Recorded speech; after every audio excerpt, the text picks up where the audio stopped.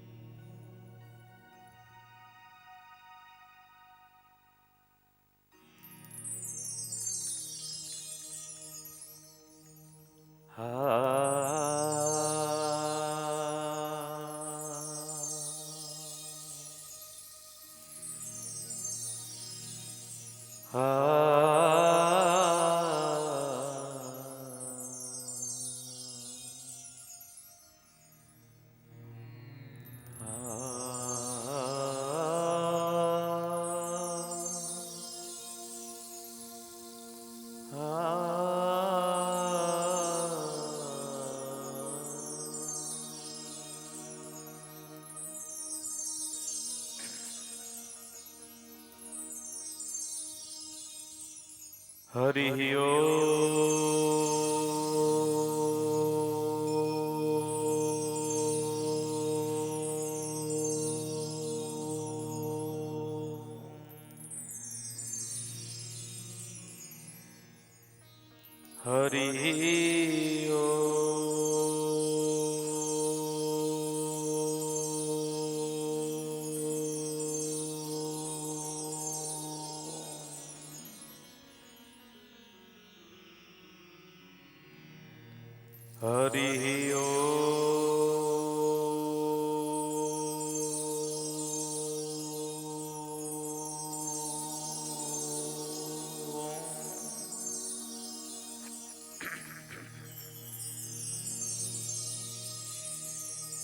सच्चिदानंद रूपाय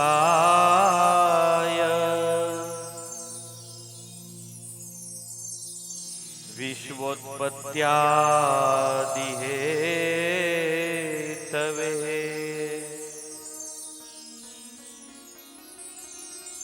तापत्रय विनाशाय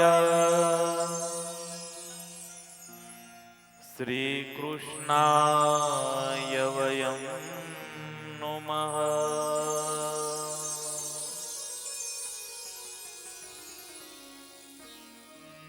ओम श्री स्वामीनारायणाय नमो नमः। ओम श्री गम गणपतये नमो नमः। ओम श्री सरस्वत्यै नमो नमः। ओम श्री गुरुचरण कमलेभ्यो नमो नमः।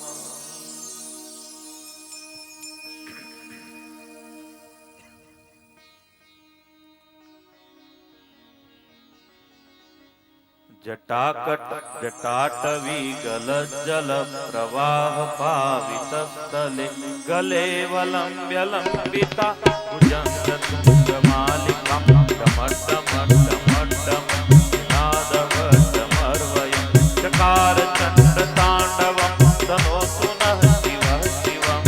ॐ नमः शिवाय। जटा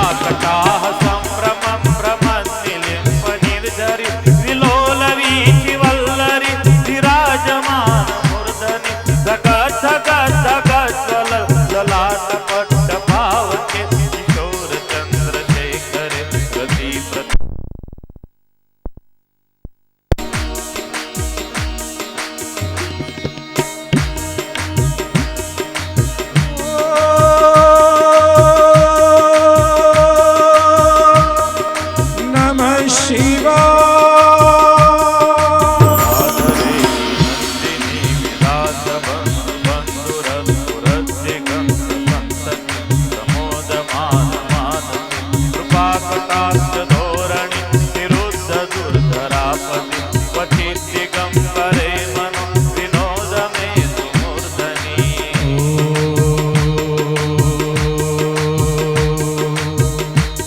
नमः शिवाय। जटाभुजंग पिंगल सुरत्कणामणि प्रभा कदंब कुंकुमद्रव प्रलिप्त दिग्वधू मुखे पदांध सिंदूरस्फुरत् सखुत्तरीय मे दुरे मनो विनोदमद्भुतं विभर्तु भूतभर्तरी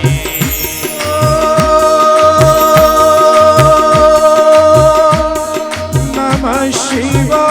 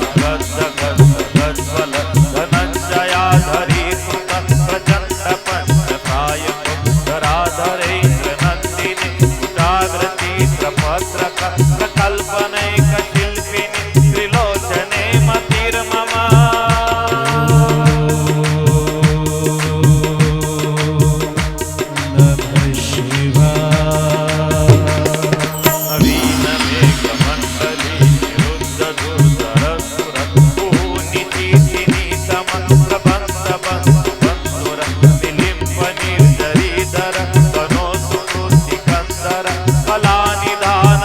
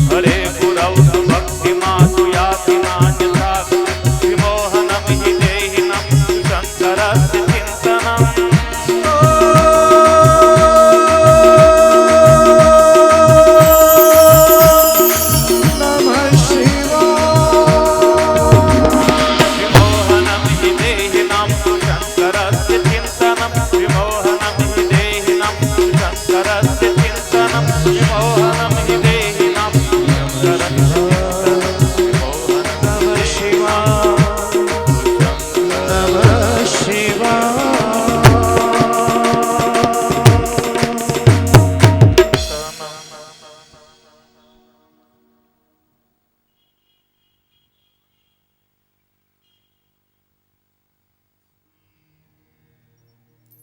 श्री स्वामीनारायण भगवान की जय। श्री राधा कृष्ण देव की श्री लक्ष्मी नारायण देव की जय। श्री रामचंद्र भगवान की जय। श्री सिद्धेश्वर महादेव देव की जय। श्री विघ्न विनायक देव की जय। श्री कष्टभंजन देव की जय। श्री सद्गुरु देव की जय। श्री 500 परमहंस की जय। श्री भारत मात की जय।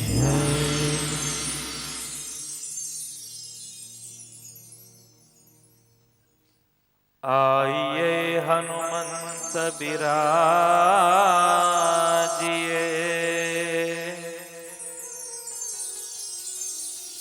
कथा कहूँ मति अनुसार प्रेम सहित गादी धरो पधारिए पवन कुमार।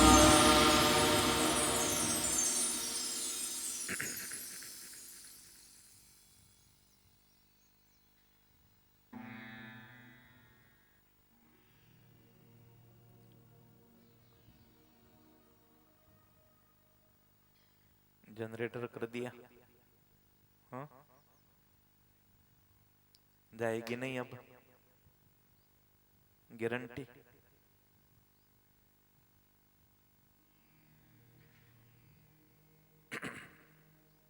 नहीं वो डिस्टर्ब होता है, दूसरा कुछ नहीं।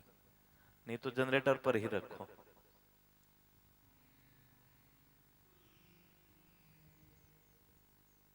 का तो जनरेटर पर ज लई लो પહેલાથી।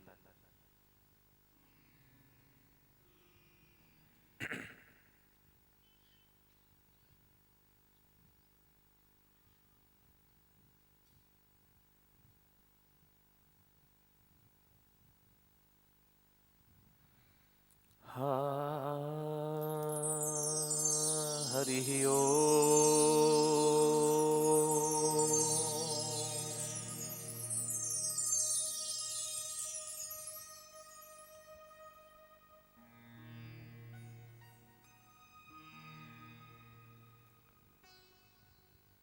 सुखदेव जी महाराज राजा परीक्षित को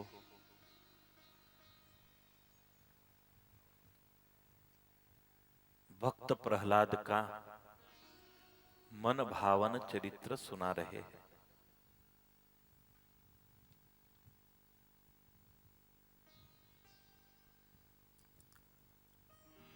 मानव की कैपेसिटी कितनी है? लाइट बनाई उसने, लेकिन गारंटी नहीं दे सकता रहेगी या नहीं। ये तो ऊपर वाले ने बनाया है, इसकी कोई गारंटी होगी? फुग्गे बहुत अच्छे लगाए हैं, लेकिन देखना कृष्ण जन्म तक तो कितने फुग्गों में से हवा निकल जाएगी। कहीं फूटने लगेंगे।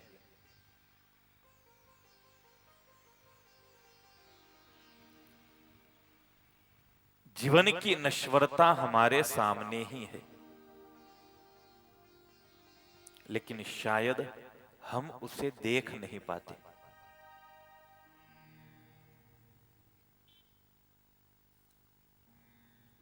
हिरण्यकशिपु हो, चाहे रावण हो, चाहे कंस हो, लड़ाई किसके साथ थी इनकी?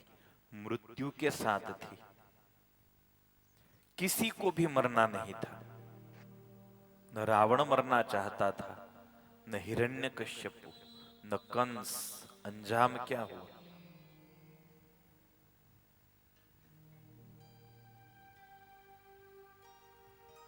अभी हमने सुंदर आशीर्वाद सुने।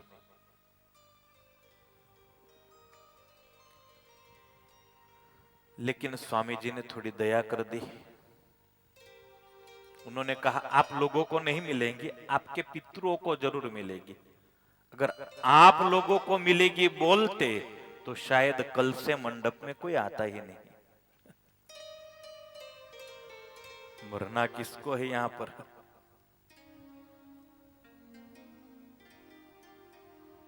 इकतीस को अगर विमान आया तो कितनों की तैयारी है? चलिए हाथ उठाइए। हाँ, मैं ले जाऊंगा सबको साथ में। हाँ, दिख रहा है मुझे।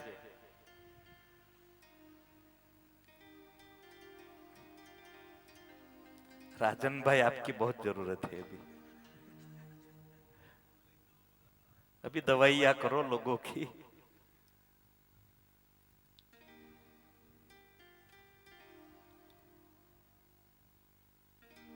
बस हर शाम को जब हम सोते हैं तो थैला तैयार करके ही सोना। क्या पता रात को निकलना पड़े। साधु खुश क्यों है? संत क्यों इतना भजन कर सकते हैं?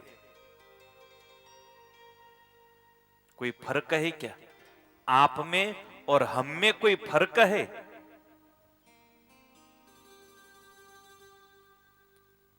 अरे आप तो दाल चावल खाते होंगे, हम तो हर रोज मालपुड़ा, दूधपाक, बासुंदी, मावा। फिर भी आप लोग हमारे चरण छूते हो। कुछ न कुछ तो है। क्या है? तफावत क्या है? एक संत को युवान ने पूछा, महाराज आप इतना भजन कर सकते हो क्यों? मैं बैठता हूं भजन के लिए, माला के लिए। हाँ, 2-4 दिन होती भी है माला, लेकिन वो चलता नहीं नियम। संत बोले नहीं, लेकिन संत ने इतना ही कहा, देख आज से चौथे दिन तू मरने वाला है।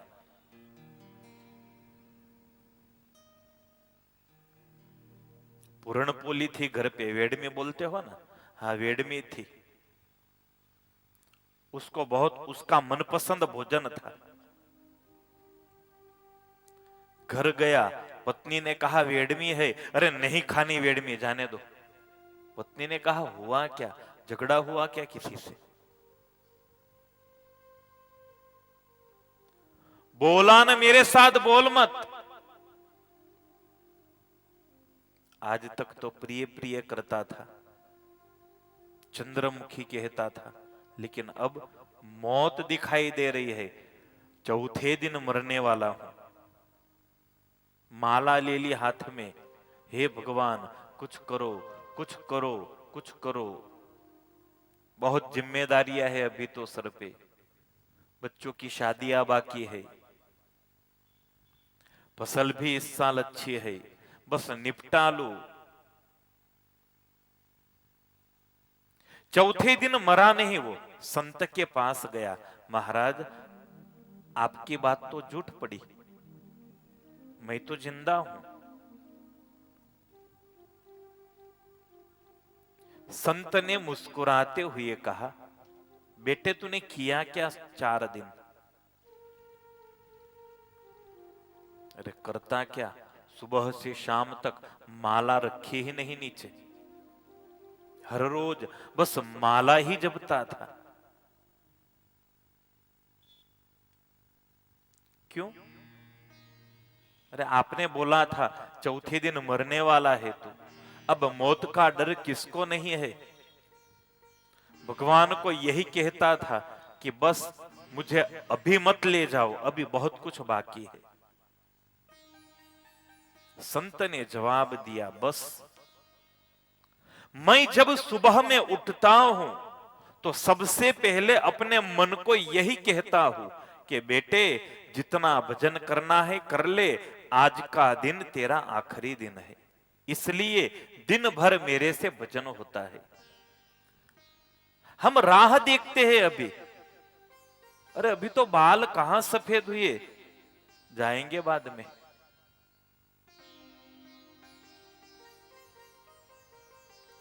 न तो मृत्यु की उम्र निश्चित होती है, न मृत्यु हमारे यहां मैसेज भेज कर आता है।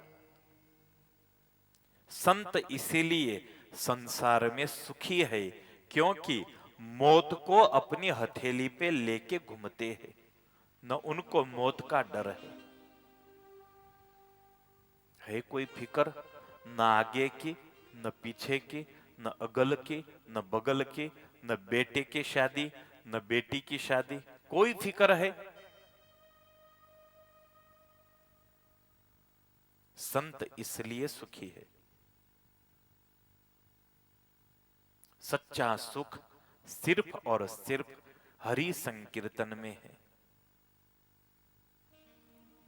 ब्रह्मदेव भगवान नृसिंह नारायण से प्रार्थना करते हैं,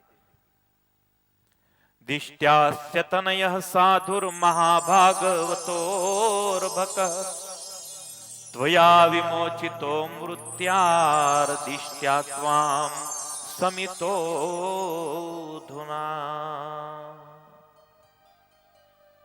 महाराज बहुत अच्छा किया आपने हिरण्यकश्यपु का वध किया,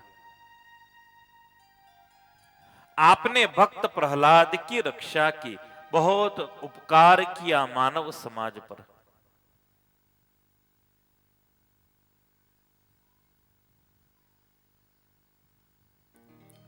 जो भी जीवात्मा इस नृसिंह चरित्र का श्रवण करेगा, गान करेगा, एतद् वपुस्ते भगवन् ध्यायतः प्रयतात्मनः सर्वतो गोप्तृ संत्रासान मृत्योरपि जिघांसतः। महाराज जो भी आपके इस नृसिंह शरीर का ध्यान करेगा, स्मरण करेगा, वो मृत्यु के भय से मुक्त हो जाएगा। अगर मारने के लिए मौत आई होगी तो भी वापस लौट जाएगी, मौत नहीं बिगाड़ सकेगी कुछ। ऐसी अद्भुत नृसिंह अवतार की कथा है। भगवान ने डांटा है, क्यों ऐसे वरदान देते हो? मैवं वरो सुराणाम ते प्रदेयः पद्म संभव। हे पद्म संभव, हे ब्रह्मन, आज के बाद असुरों को ऐसे गलत वरदान मत दो, क्योंकि वो असुर है, उनकी प्रकृति दुष्ट है, वो समाज के लिए हानि करता है। अयोग्य व्यक्ति को अगर शक्ति मिल जाए तो वो उसका अयोग्य उपयोग करेगा। एक सांप को दूध पिलाने के बराबर है आप जो वरदान देते हो।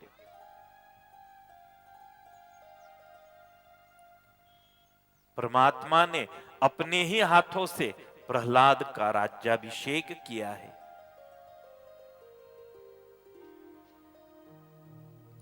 प्रहलाद का चरित्र यहां नारद ऋषि ने पूर्ण किया।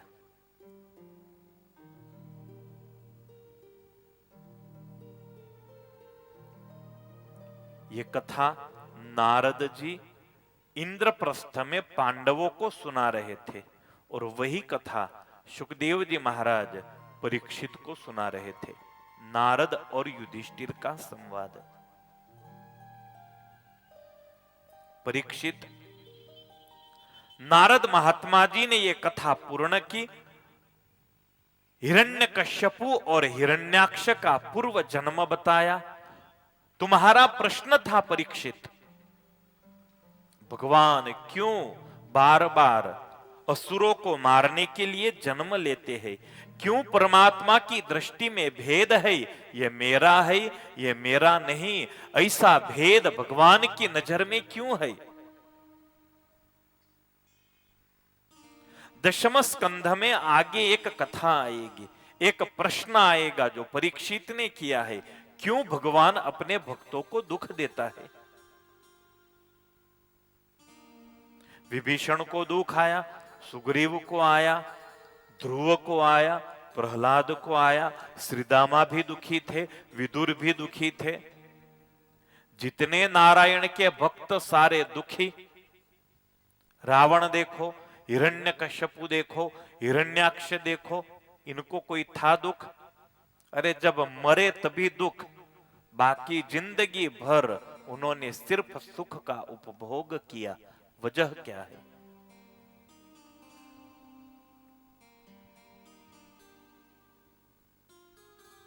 बहुत सुंदर लौकिक दृष्टांत है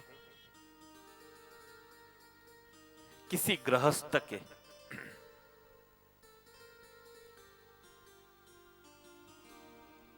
अड़ोसी पड़ोसी के दो बच्चे अगर बाहर खेल रहे हैं, आंगन में खेल रहे हैं, दोनों में झगड़ा हुआ, दोनों गालियां बोलने लगे। घर में से एक बच्चे की मां निकली और मां ने आंगन में जाकर अपना जो बेटा था उसे जोर से तमाचा लगाया, हाथ पकड़कर खींचकर घर में वापस ले गई। पड़ोसी के बेटे को कुछ नहीं कहा।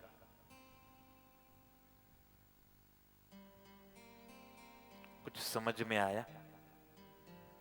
क्यों अपने बेटे को ही मारा? पड़ोसी के बेटे को क्यों नहीं मारा? भगवान को फिक्र किसकी है? जो उसका है, जो भजन करता है, उसके सुख की वो बिगड़ न जाए, इसलिए भगवान उसे दुख देते हैं। असुर चाहे कहीं भी जाए, वो कुछ भी करे, उसके साथ प्रभु को कोई लेना देना नहीं। जो भजन करता है उसे ही इस पृथ्वी पर मुक्त करके, सारे बंधनों से मुक्त करके भगवान अपने धाम में ले जाने के लिए ही दुख देता है।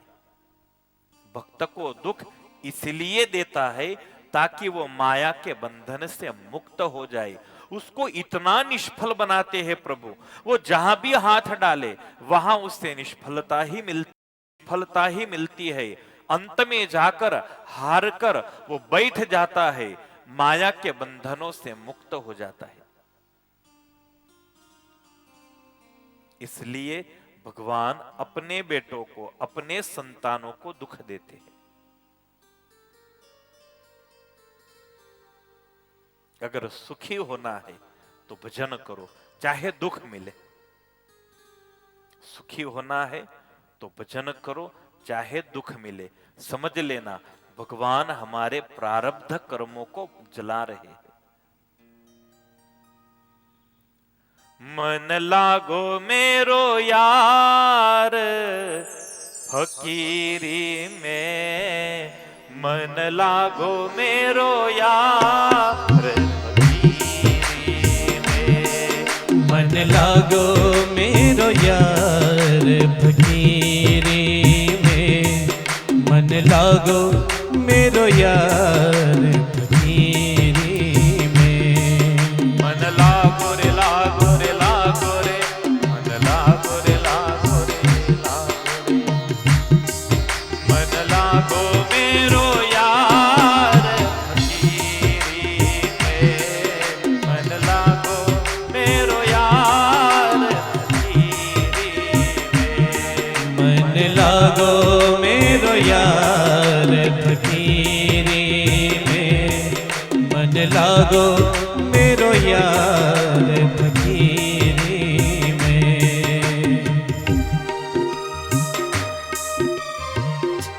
जो आनंद फकीरी में है वो आनंद कहीं नहीं है।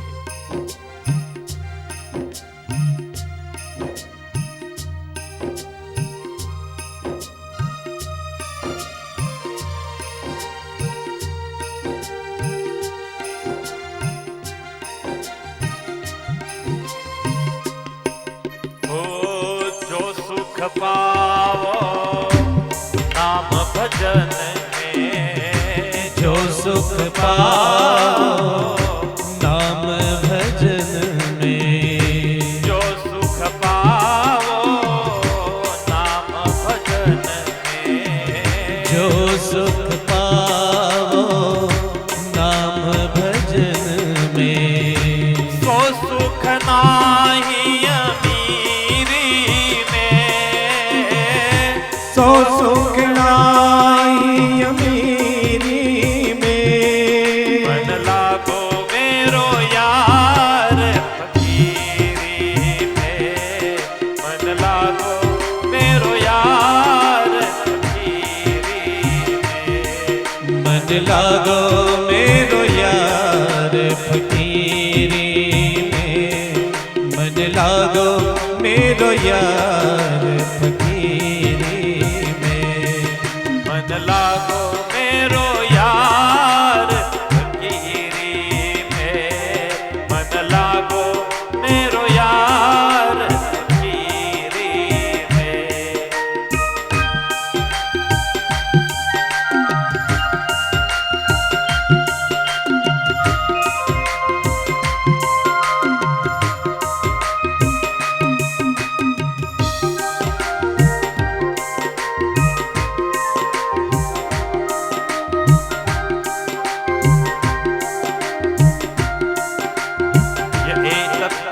आख्यानम विष्णुर्वीर्योपबृंहितम् कीर्तयेत् श्रद्धया श्रुत्वा कर्मपाशैर्विमुच्यते। एतद्य आदिपुरुषस्य मृगेन्द्रलीला दैत्येन्द्रयूथपवदं प्रयतः पठेत्। दैत्यात्मजस्य च सतां प्रवरस्य पुण्यं श्रुत्वानुभावमकुतो भयमेति लोकम्।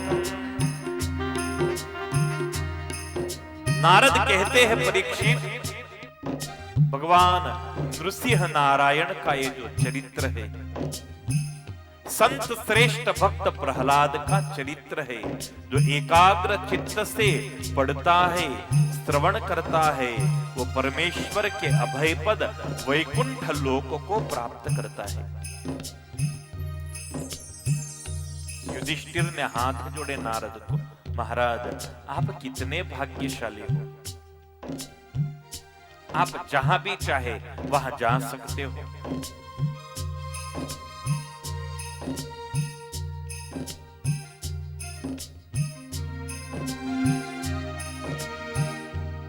परीक्षित नारद की इस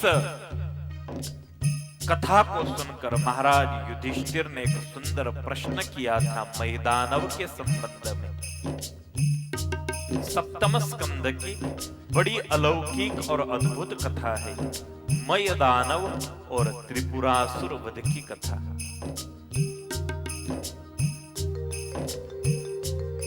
भगवान सदाशिव ने त्रिपुरासुर का नाश किया, परमात्मा त्रिपुरारी कहलाए गए। उसके बाद सप्तम स्कंध में गृहस्थाश्रम की श्रेष्ठता बताई गई।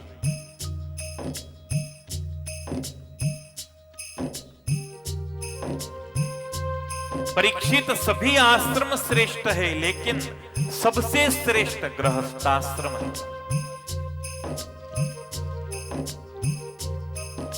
आपको श्रेष्ठता क्यों दी गई?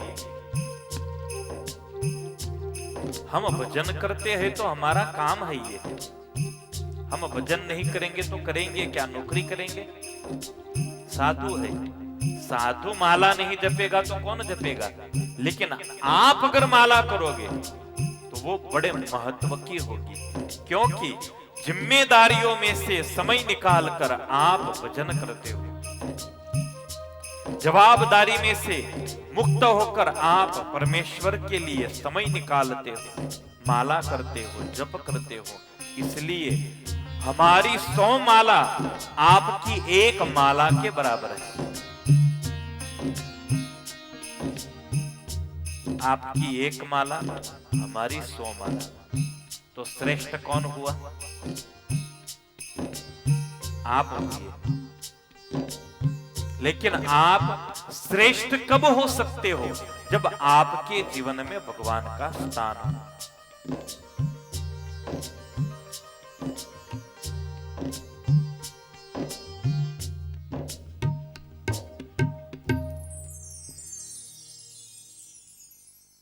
पूरा मंडप भर जाएगा शाम तक।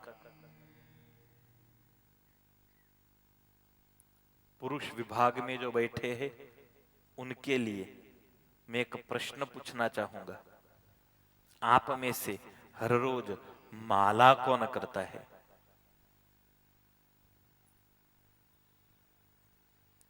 एक, दो, तीन, चार, 5, 6, 7, 8, 9, 10, 11, 12, 13, 14।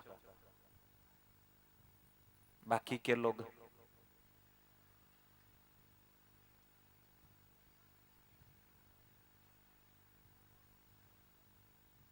भैया ना बोला है क्या आपको? हाँ, पत्नी ने कहा होगा भगवान का क्यों नाम लेते हो, मेरा लो।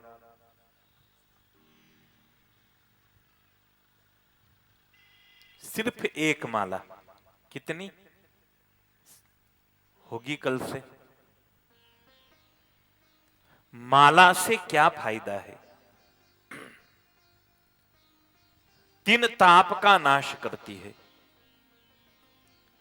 3 रोग का नाश करती है, 3 गुणों की निवृत्ति होती है और 4 पुरुषार्थ की प्राप्ति होती है।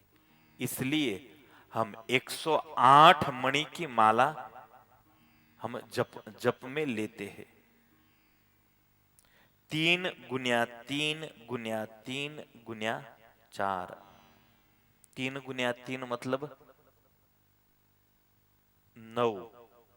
9 गुण्या 3 कितने हुए? हाँ, 27।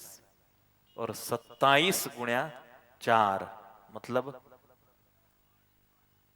108। तो सबसे पहले 3 ताप का नाश करती है माला। 3 ताप कौन से? आध्यात्मिक ताप, आधिदैविक ताप और आधि भौतिक ताप, जो हमारे बस में नहीं है। आध्यात्मिक ताप मतलब कोई दैव संबंधी आपदा हो। चलो पितृ की तकलीफ हो गई तो हम क्या कर सकते हैं? उसकी कोई दवा है? उसमें से कौन बचाता है? सिर्फ और सिर्फ भागवत और भगवान।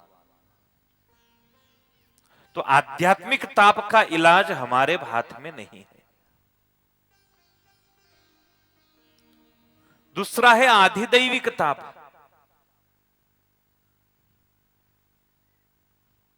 अभी वो ओखी आई थी, क्या बोलते, यहां ओखी कहते थे ना आप लोग। वो झंझावात आया था हमारे यहां, बहुत भारी वर्षा की आगाही थी, बारिश की आगाही थी, लोग चिंतित थे। वहां आप लोग क्या कर सकते थे? था हमारे बस में कुछ? चाहे कितना भी बड़ा जमींदार हो, क्या अपने पूरे खेत को टेंट से ढांक सकता था पानी से बचने के लिए? वो आधिदैविक ताप है, उसके सामने भी हम लाचार है। और तीसरा है आधि भौतिक ताप। खेत में फसल अच्छी है, लेकिन चूहों का त्रास, सुअर का त्रास, फिर वो तीड़ बोलते हैं, वो तीड़ का त्रास, कुछ ऐसी जीवात आ जाती है जो हमारी फसल को एक रात में खलास कर देती है। शाम को देखकर घर गए, कई अरमान सजा दिए, 25 लाख की फसल होगी, चलो 4 लाख की गाड़ी लूंगा, 5 लाख का घर में रिपेयरिंग करूंगा, 10 लाख की एफडी रखूंगा। सुबह में जब खेतर में पहुंचा तो पता चला अरे दवाई का खर्चा तो सर पे आ गया है, बैंक में भरने का तो एक तरफ। तो वहां हम लाचार है, वो आधी भौतिक ताप जो हमारे काबू में नहीं। तो माला से ये तीनों ताप की निवृत्ति होती है। चाहे भूत प्रेत की कोई आपत्ति हो, चाहे दैव संबंधी कोई आपत्ति हो, चाहे भौतिक कोई आपत्ति हो, तो वो माला का जाप करने से दूर होती है। तो 3 ताप का नाश होता है, 3 गुण की निवृत्ति होती है। 3 गुण कौन से? सत्वगुण, रजोगुण और तमोगुण। मंडप में हम आए, क्यों आए? क्योंकि हमारे अंदर सत्वगुण चल रहा था, इसलिए मंडप में आए। हर रोज जहां बैठते थे वहीं पर गए, लेकिन दूसरी कोई बैठी थी वहां पर, उससे झगड़ा कर दिया। क्या आ गया वहां पर? तमोगुण आ गया। सत्वगुण हट गया और तमोगुण आ गया। उसको हटाया, वहां बैठी भी वो। सबसे आखिर में प्रसाद बांट रहे थे, बहुत सुंदर हलवा है आज तो। प्रसाद लेने के लिए दौड़ धाम मची थी, सबको धक्का मार के हम सबसे आगे आ गए। वो क्या आ गया?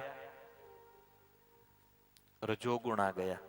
सत्वगुण था, रजोगुण आया, उसके बाद तमोगुण आया। निकला था मंदिर जाने के लिए, मित्र मिला, अरे चलो यार धामणोद जाते हैं, नई पिक्चर आई है देख लेते हैं। तो सत्वगुण था इसलिए मंदिर जाने के लिए निकला।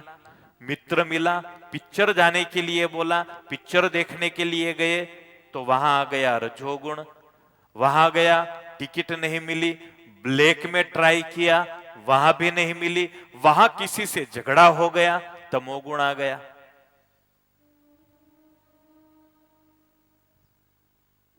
अभी तो हमारे अंदर सत्वगुण चल रहा है। कोई आएगा देखेगा, हा भक्त तो बिखरोन में ही है, लेकिन पता नहीं बेटे मंडप में से बाहर निकल, फिर सुन इनकी भाषा क्या है। वो तो यहां बैठे हैं इसलिए हरि हरि के कर रहे हैं, ये सत्वगुण चल रहा है। तो 3 गुण की निवृत्ति माला से होती है। 3 ताप की निवृत्ति, 3 ताप का नाश, 3 गुण का नाश और 3 रोग का नाश।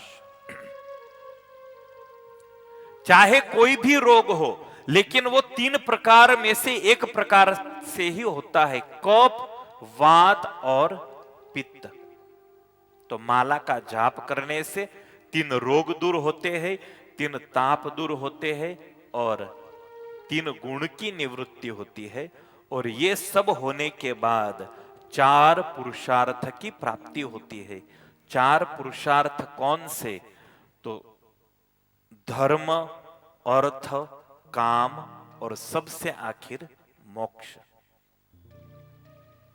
108 माला का जाप करने से, 108 बार प्रभु का नाम स्मरण करने से इतने सारे फायदे बताए गए, तो फिर क्यों हम न ले नाम?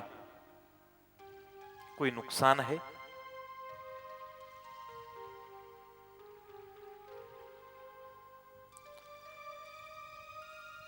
चलो पुरुषों में वो खंभे को टेका देकर बैठे हैं, हाँ उनको आप शुरू करेंगे कल से माला। चलो भाई इनका टावर इस तरफ होगा, कहीं उंगली उठाओ, किसके घर वाले हैं? हाँ देख लिया मैंने अब आपकी जिम्मेदारी, सुबह में चाय से पहले माला दे देना। पहले माला कर लो। एक माला में ज्यादा से ज्यादा 1 या 2 मिनट लगेंगे। उसने हमें 24 घंटे दिए, क्या हम उसे 2 मिनट नहीं दे सकते? उसने तो 24 घंटे दिए ना हमको, सिर्फ 2 मिनट। मैं ज्यादा नहीं कहता। तो मामा जी कल से माला शुरू। मैं आऊंगा चेक करने के लिए। मैं उनके घर गया था, उनकी छोटी बच्चे की बच्ची है, वो बोलती थी ये बाबा जी नहीं है। मैंने बोला क्यों? उनको दाढ़ी नहीं है। मैंने कहा अच्छा है भाई, वो वसुदेव वाली हम भी लगा लेंगे अब।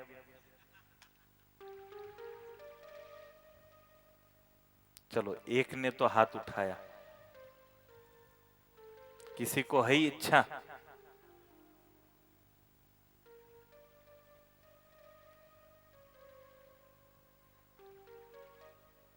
ये जो बुजुर्ग बैठे हैं उनको भी नहीं? 1 2। टोपी वाले मामा जी, हाँ मेरी आंखें बहुत तेज है।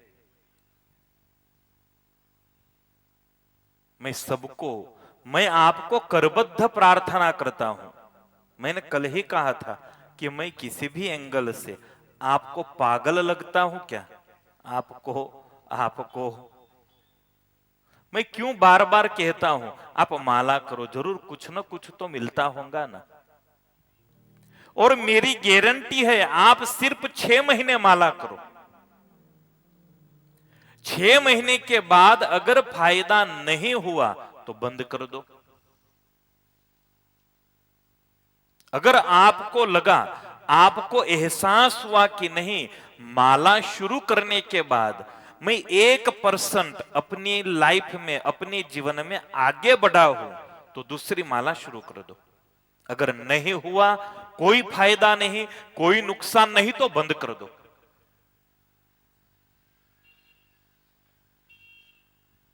लेकिन सभी को विनंती है कम से कम 1 माला तो शुरू करे। और ये सिर्फ पुरुषों को ही नहीं, माताओं को भी मेरी विनंती है, क्योंकि सबसे ज्यादा संख्या आपकी है। आप करोगी तो वो भी करेंगे। मैंने आपको बोला था मैं एक मंत्र देने वाला हूं आपको, फिर आपके सर से पूरी जिम्मेदारी ही चली जाने वाली है। फिर वो लोग रोटी पकाएंगे, वो लोग सब्जी बनाएंगे, आप लोग घर में राज करेंगे। हाँ, उसका मंत्र शायद कल आएगा या परसों की कथा में आएगा। आना जरूर कल।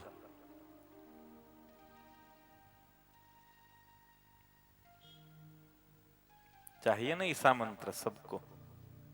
हाँ सब। अब बारी है आपकी, सबने सर हिलाया है।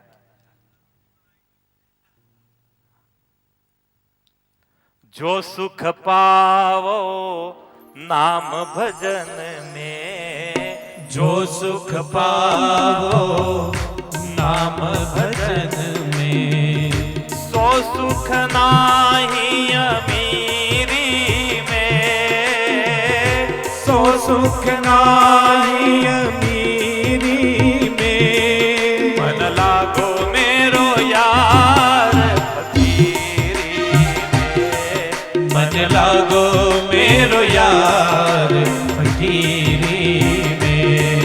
मन लागो रे लागो रे लागो रे, मन लागो मेरो यार फकीरी में। मन लागो मेरो यार फकीरी में। मानव बनाने की फैक्ट्री मतलब भागवत कथा।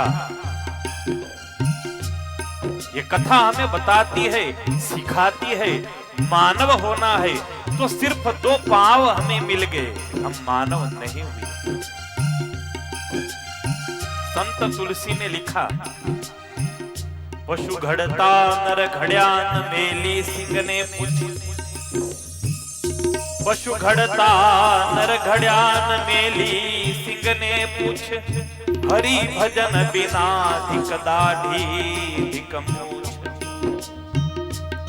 बड़ी दाढ़ी रखने से कोई बाबा नहीं बन जाता, बड़ी मूछें रखने से कोई शूरवीर नहीं बन जाता।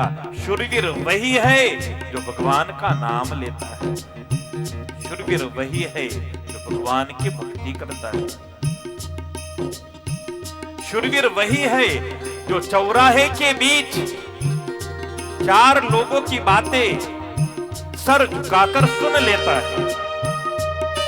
वो शूरवीर नहीं जो कुत्ते की तरह काटने दौड़ता है।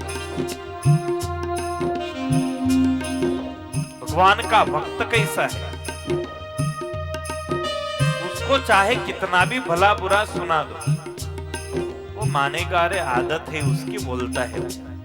वो कभी सामने जवाब नहीं देगा, वो आंखें नहीं निकालेगा। उठने लगे फटाके, बस एक दिन हम भी ऐसे ही फूटेंगे। आखिर यह तन खाक मिलेगा, आखिर यह तन खाक मिलेगा, आखिर यह तन खाक मिलेगा, आखिर यह तन खाक मिलेगा। कहाँ फिरत मगरूरी में, कहाँ फिरत मगरूरी में, मन लागो मेरो यार धीरी में, मन लागो मेरो यार धीरी में। मन लागो रे लागो रे लागो रे लागो रे लागो रे लागो रे। मन लागो मेरो यार फकीरी में, मन लागो मेरो यार फकीरी में। हम वन में रहने वाले नहीं हैं, हम गांव में रहने वाले हैं, समाज में रहने वाले हैं। सहनशीलता हमारा धर्म है। प्रेम करना, प्रेम देना, प्रेम पाना, ये हमारा मानव धर्म है। नफरत तो सब में है, सब में है। कुत्ते में है, बिल्ली में है, चूहे में है, सब में है। वाघ, सिंह, क्योंकि वो पशु कहे गए। हमें सुंदर नाम दिया गया, मानव मानव मानव। प्रेम नगर में रहनी हमारी, प्रेम नगर में रहनी हमारी। आप बड़े किस्मत वाले हो, इस गांव में आपको जन्म मिला है, या तो आप इस गांव में आए हो। कथा के लिए आया हूं, इसलिए मक्खन लगाना आदत नहीं मेरी। बेकार की प्रशंसा करना भी पसंद नहीं। लेकिन एक बात है, आपका गांव है बहुत बढ़िया, सुंदर, और ये जो जमीन है आपके गांव की, पता नहीं, लेकिन कुछ न कुछ तो आकर्षण जरूर इस भूमि में है। आप किस्मत वाले हो।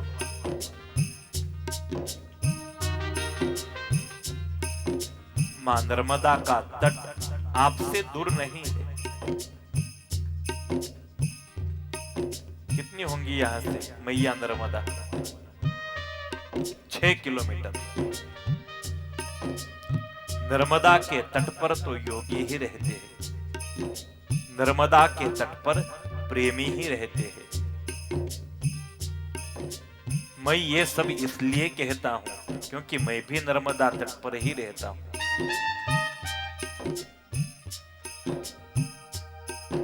हमारी मैया नर्मदा पूरे गुजरात को आज पानी पिलाती है। पूरा गुजरात नर्मदा का पानी पीता है।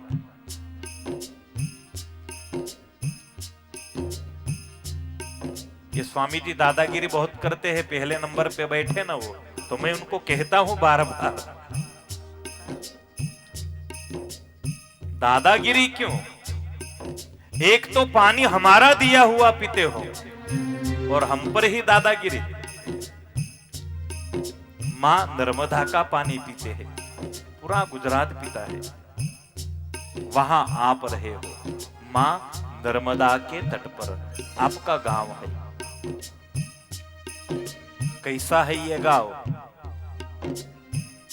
प्रेम नगर में रहनी हमारी, प्रेम नगर में रहनी हमारी, प्रेम नगर में रहनी हमारी, प्रेम नगर में रहनी हमारी।